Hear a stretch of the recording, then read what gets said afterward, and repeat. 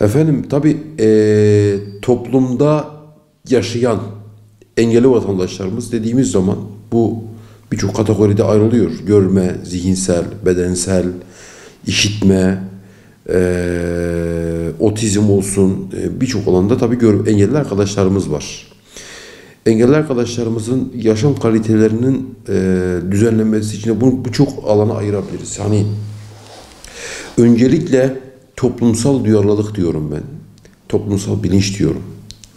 Bir defa insanların zihinlerindeki engelin kalkması ve insanlardaki empati yapma gücünün olması birçok alanda engellerin önündeki engelleri kaldırmak ve engellerin yaşam kalitesinin artması noktasında önemli bir durum olduğunu düşünüyorum. Çünkü engelli olmayan bir vatandaş, bir kişi, bu mühendis olabilir, bu doktor olabilir, yapmış olduğu çalışmalarda engellilere yönelik de, yani engellilere de toplumun bir parçası olduğunu gözeterek davranması lazım. Örneğin bir mimar bir bina yaptığı zaman kesinlikle o binanın girişi, çıkışı, asansörü hepsini engellilere göre dizayn etmesi gerekiyor. Hani diyorum ya, toplumsal bilinç ve empati. Öncelikle empati yapma ve toplumsal bilincin artması. İkincisi, örneğin işitme engelli bir vatandaşımız bir bankaya gittiği zaman, bir tapu olsun, bir kuruma gittiği zaman oradaki halkla birebir temasta olan görevlilerin işaret dili uzmanı olması gerekiyor. İnsanlarla iletişim halinde olması gerekiyor. Görme engelli vatandaşlarımız için, ortopedik engelli vatandaşlarımız için şehirlerin ulaşılabilir ve erişilebilir olması gerekiyor. Kaldırımlardaki rampaların tekerlekli sandalyeli vatandaşlarımızın inip çıkabilmesi için onlara uygun kriterde olması gerekiyor. Görme engelli vatandaşlarımızın rahat yürüyebilmesi için kaldırımlarda görme engelliler için yürüme taban takip şeritlerinin olması gerekiyor. Esnafların kaldırımları işgal etmemesi gerekiyor. Binmiş olduğu otobüslerin, şehir içi ulaşım araçlarının engellere göre erişilebilir olması gerekiyor. Bunlar için gerekli olan önlemlerin alınması gerekiyor. Yani birçok alanda yapılması gereken çok şeyler var. Elbette ki kanunlarımız, özellikle 2005 yılında çıkan 5378 sayılı Engelliler Kanunu bu bağlamda engellilerin yaşam kalitesinin artırılması noktasında önemli maddeler içeriyor ve yasa çıktıktan sonra da çıkan yönetmeliklerle bu desteklendi ve gerçekten son yıllarda engelli vatandaşlarımızın yaşam kalitesinin artırılması noktasında önemli hizmetler yapıldı ve yapılıyor. Şimdi bununla ilgili yaklaşık, yani kesin bir istatistik yok elimizde, ama ben 110 bin civarında engelli vatandaşımızın olduğunu biliyorum. Bu ciddi bir rakam ve bunu ailelerine dolayı direkt olarak 110 bin etkilenen insan, 110 bin engelli, ama dolaylı olarak etkilenen de bir aileyi 5 kişiden hesaplanırsak bu 550 bin yapar. Yani Diyarbakır'da 110 bin engelli vatandaş var. Direkt bu durumda etkileniyor. Dolaylı olarak da aileleri de bir de 550 bin kişilik bir kitle var.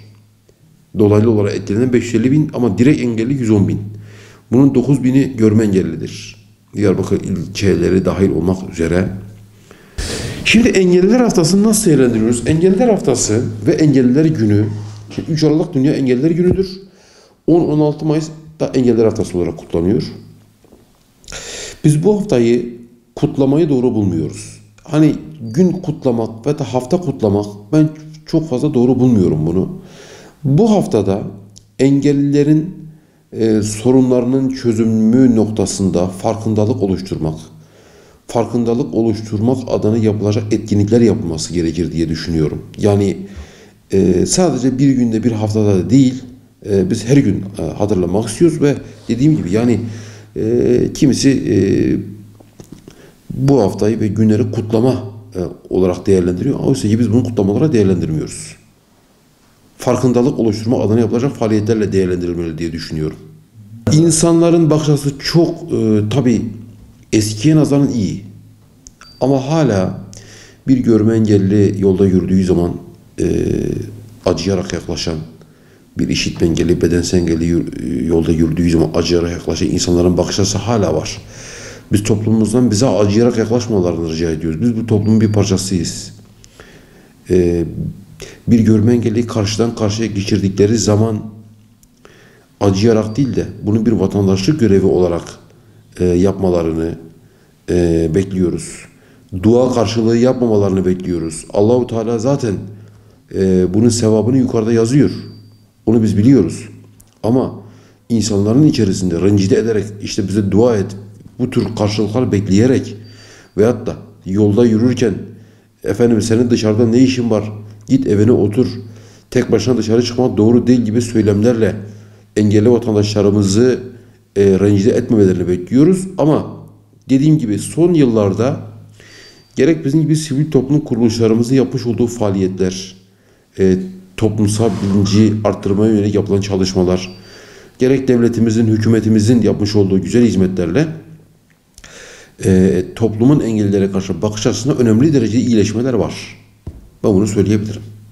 İstihdam durumu gene diyorum son yıllarda çok iyi. Kamuda çok iyi, özelde maalesef istediğimiz düzeyde değil.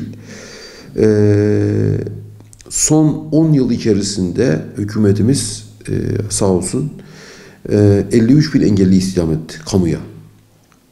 2 yılda bir merkezi olarak yapılan engelli kamu personeli seçme sınavı oluyor. Bu sınavlara istinaden atamalar yapılıyor. Ayrıca İşkur üzerinden işçi atamaları yapılıyor. Ve engelli istihdamı gerçekten son 10-12 yıl içerisinde hissedilir düzeyde arttı ve yapılmaya da devam ediyor. Ama maalesef ki özel sektör için biz bunu söyleyemiyoruz. Hele Diyarbakır yerelinde maalesef ki özel sektörde engelli istihdamı gerçekten çok büyük sıkıntı bizim için.